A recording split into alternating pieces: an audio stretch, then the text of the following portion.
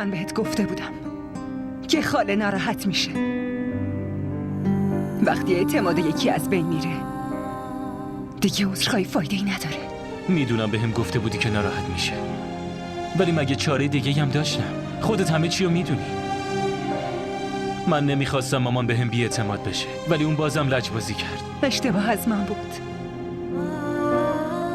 من هیچ وقت نباید به این عقد راضی میشدم. نمیدونم چرا اینطوری شدم. لطفاً از اینجا برو.